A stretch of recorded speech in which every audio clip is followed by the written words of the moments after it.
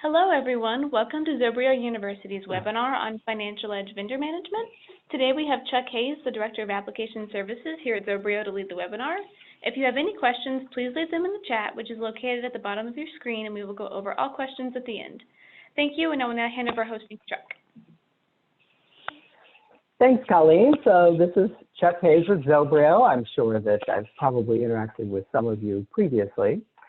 But today, one of our consultants suggested this topic. I thought it was a great idea, that there are a lot of little things that you can do with the vendor records that actually can make life a lot better. And some of them you might rarely get involved in, but we thought it would be a good opportunity to highlight them. So let's take a look at the different topics we want to cover in our short session today. So first of all, there's the whole issue of merging, purging, and deleting. So what if you accidentally created what is essentially the same organization? You entered them twice as two different vendor records, and then eventually discovered it were invoices and everything else. So how do you handle that?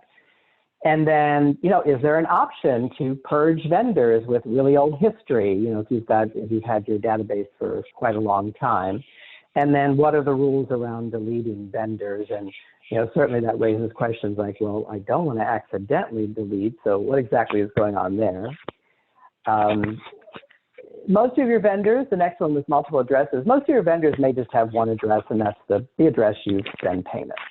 But there are circumstances where maybe you have a vendor that have a different address for returns versus payments versus something else, and you at least want to have a record of that inside Financial Edge, even though you may just use one for payment. So how do you handle that, and how do you designate which invoice or which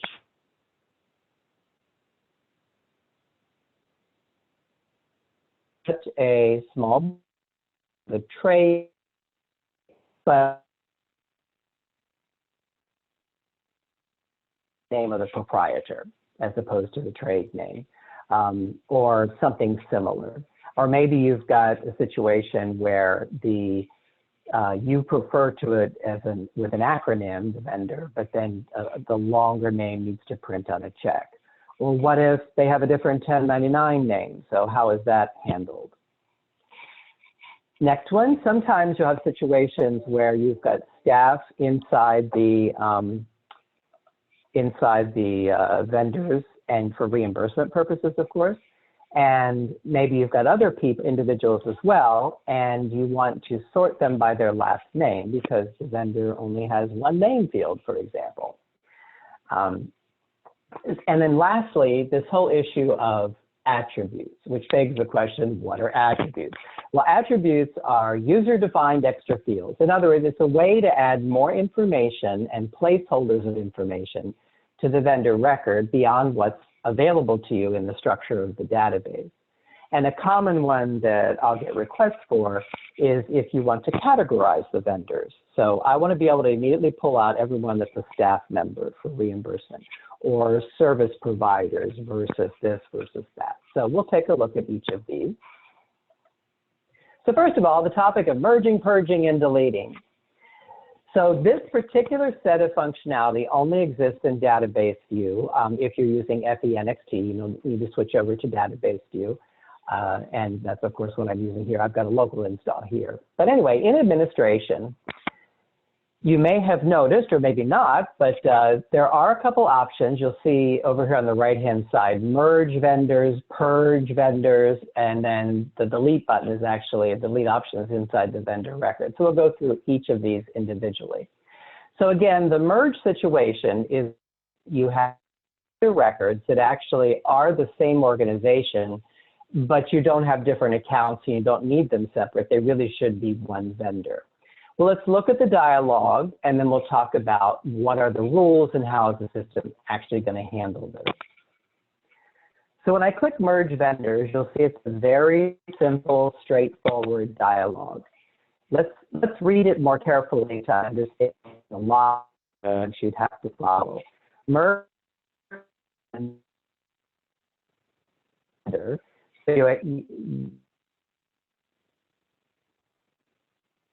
The duplication from this primary vendor.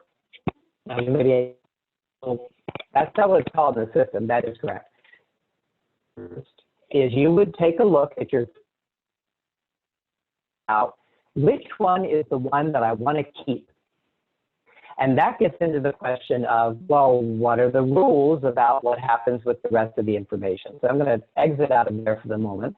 And all I'm going to do is open up a vendor record and talk about what are the rules for when you merge vendors. So again, you may recall from the dialogue I just showed you, there's a primary and a duplicate.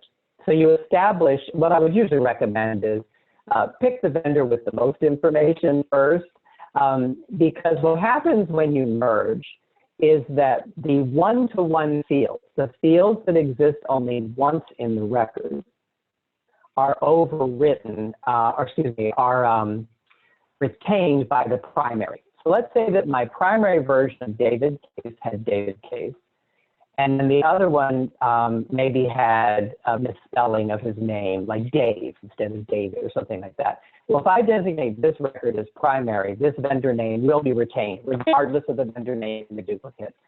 Same thing for things like customer number, tax ID number, these default settings for terms and all that. Where you end up getting information from the duplicate added to the primary vendor really has to do with activity.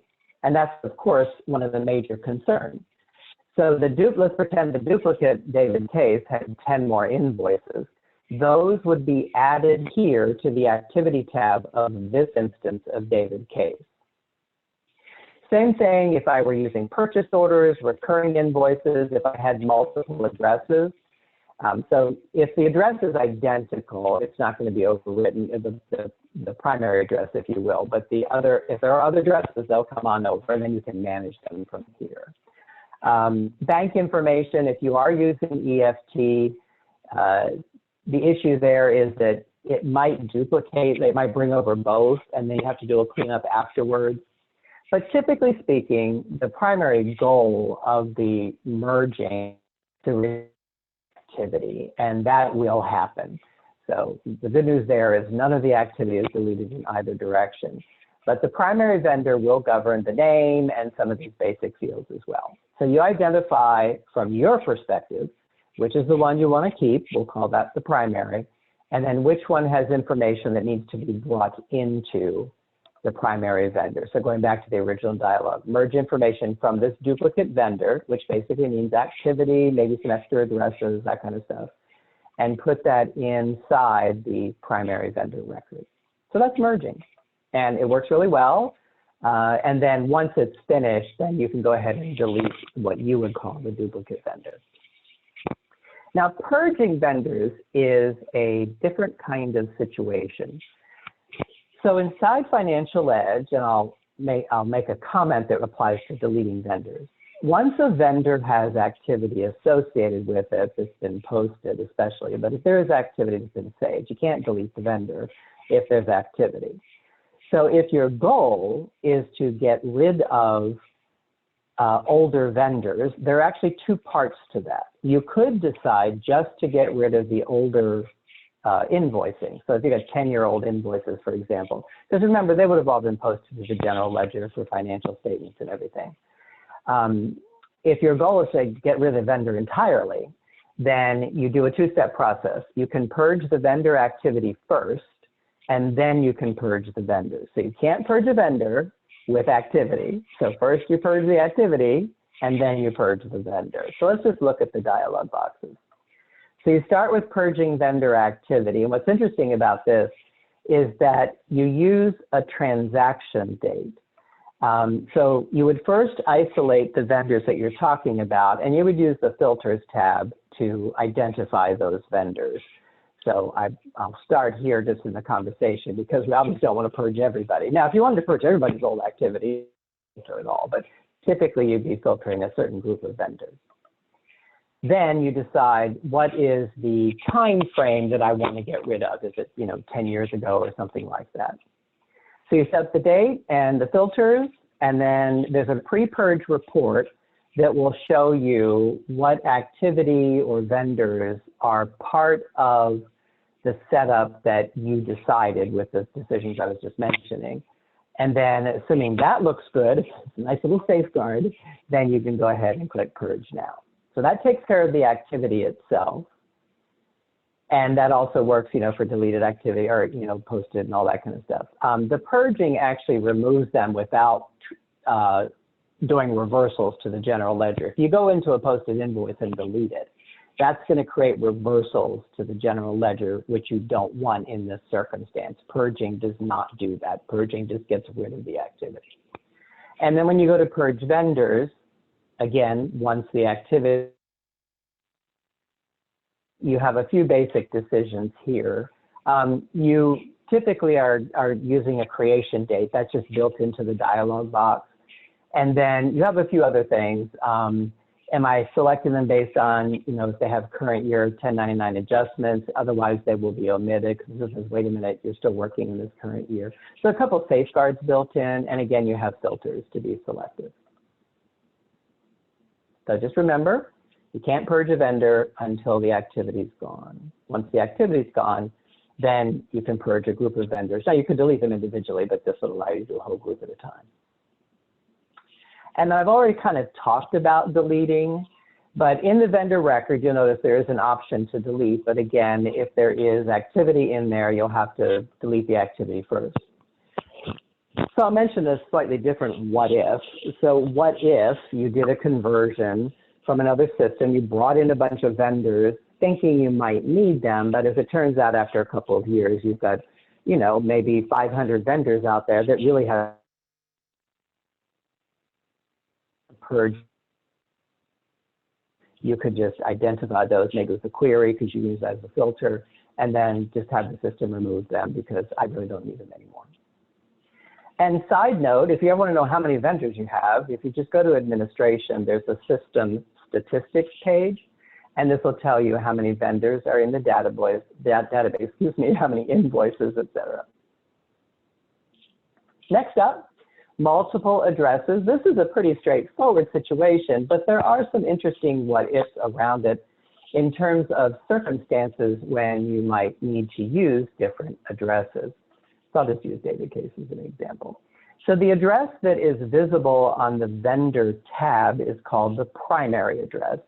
You can access it from the button on the right, or you can go to the Addresses tab. And these options are available in NXT View. You can see the different addresses and everything. But let's take a look at the address record for a moment, because there are some settings that might be useful when you have more than one address. So there's a description field, hold that thought. And then on the Options tab, you'll see checkboxes for primary address, default address for invoices, and then if you're using purchase orders, default address, and then lastly, default address for 1099 forms. So when you have more than one address, I do recommend that you consider some sort of description that makes sense for the purpose of this particular address. Now, why would that matter? Well, I'm going to come back to this record and the other choices, but on the vendor tab, you'll see that we have different options for, I pay by check, I do this. Well, when you create a new invoice, and I'll just use this invoice that's already here, the address that's designated for new invoices, which is one of those check boxes, will be this remit to address in the middle. And what you're seeing is the description from that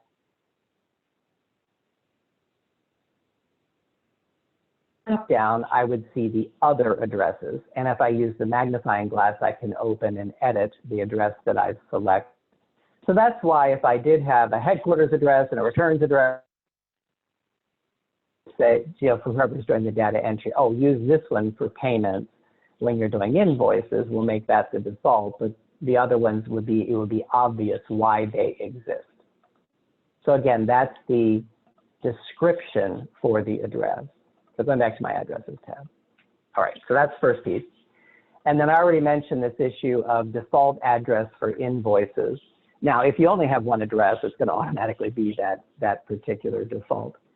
The primary address, that's kind of a business decision. Most people will make the payment address as the primary address, but when you have more than one, then you get to pick which one is the primary address with this checkbox. So I could potentially have one that's the primary, but a different one that is used for purchase orders, for example. And then lastly, you can have a different address that's the default for 1099 forms.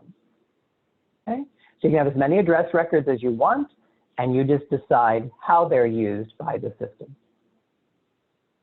Alternate vendor names. Now, there were some settings we just saw briefly that I did not highlight that get involved in terms of how I want to do things. So let's use Bug Be Gone as an example. I love that name for this vendor. Anyway, so I just think it's very descriptive.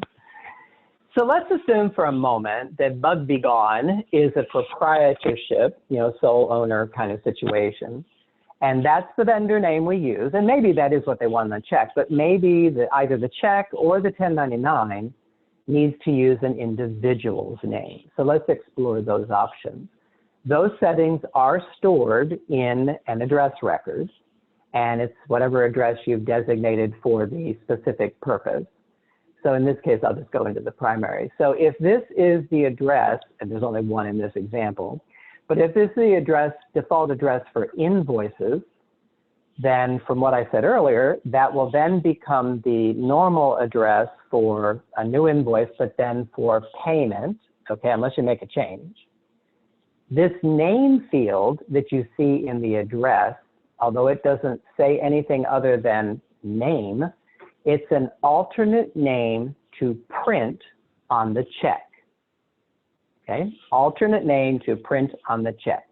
So the address with the alternate name to print on the check has to be the address that you use in the invoice and therefore in the payment itself. So assuming those two things are true, then I could use an individual's name here, John Doe, and then John Doe would print on the check, not Bug Be Gone. Okay, that's the purpose of that name field. The alias is really a separate field more for searching, so some folks will use it for the equivalent of some categorization, and then when you do the search dialog, open the vendor, you'll see aliases as a field there, and you can search by it. The 1099 name is exactly what it says. So assuming this address is designated for 1099 forms, if there's more than one, then this particular, whatever name you put in here, so if I put John Doe here, then John Doe would print on the 1099 form when you use the built-in Atrix solution for generating those kinds of tax forms. So alternate name for printing on the check, alternate name for 1099. Next up, changing how the vendor name sorts. So we've been looking at David Case here. So let's go ahead and open. And I'm going to hide the filters in the lower left. And we don't have a lot of vendors. Then you'll see that David Case is sorted with the D's because that's the first character of the vendor name. Well, one of the things you can do is use a backslash character to change which character is used for sorting purposes. So you place the backslash before. If I put a backslash in here before the C, then C in case becomes the sort order. One other point that's not obvious, but assuming that the backslash is replacing a space, then you want to go ahead and get rid of this. The only time you'll see the vendor record, it will not print that way on a check. The check will say, and normal searching will show that as well. So I'm going to go ahead and save that change. So now when I go to open a vendor and hide the filters, what you'll see is that David is now sorting with the C's. So he's after career track and before Charleston County. And notice I won't see the backslash on a printed check. So very helpful when you're doing, when you're using individuals in the record, which makes sense. You would have individuals in your vendors, and most likely, and you want to be able to sort by the last name. And lastly, adding and using vendor attributes. So again, an attribute is a user-defined extra field. All the records in Financial Edge have the option to add attributes. And there's a setup process and configuration that you do first. I'll show you that in a moment. So in this example, in the sample database, there's an attribute that's called vendor type. The idea being it's a way to categorize vendors, and it's tied to a list known as a table. And when you add the new vendor, you could make it required so that you're forced to add this attribute to be consistent. So why would I use this? Well, it's very helpful when you're doing searching. This is a custom search using a query, which is a whole other topic. But you'll notice that the vendor type is available here to view. But also when you're running reports or using query, the attribute can be used as a filter. So how do you add these attributes? So in configuration, you'll see there's a section called attributes. And there are the different record types on the left. We're focusing on vendor. So you simply click inside the first available row and type in a name for the vendor. Now, technically it's called attribute type. I like to refer to it as the name of the attribute, but it's called attribute type. And then when you're setting up a new attribute, you'll have an option for different types of information to store. So it could be a free text field, like for example, the one above it, employee ID. So maybe in your payroll system, there's an ID for the employee that you're reimbursing. And in the AP vendor, you want to have some way to refer to that. And then you can put that as an attribute. That's a free text. Solicit for donations, you'll see in the background, like, has this vendor given us permission to contact them about donating if it's a nonprofit? You can put a yes attribute there. So if you're doing a table, then you would go ahead and choose table. And then if the table doesn't already exist, there's an option to add a new table. And typically you give it the same name as the table that or the name of the attribute itself. I'm going to delete this row. So in the case of the vendor type, the table name is also called vendor type. It was created using that add option that you saw earlier. And then you can maintain that list in table. So once you've set up the attribute to find the table, then the table becomes available, and it's a simple matter of using the new table entry button at the top, or you can select a value and double click or open it. You can also use the sort button or move these up and down. The sort will allow you to do it quickly alphabetically. So you'll see this list: association, faculty, government, agency, etc. So let's just close the loop here. So if I go back to vendors, if I look at the attributes tab, when I pull the drop down, you'll now recognize this list that I just showed you in configuration. So again, step one, go to configuration, attributes, name the attribute, decide the type of information you're storing. If it's a table, then go ahead and create the table, usually with the same name. And if it is a table, switch over to tables in configuration and add the values that you want in the list. I particularly like the table concept for this type of attribute because you want to limit, misspellings and people making up things. So this way you've got a standardized list that everybody is using.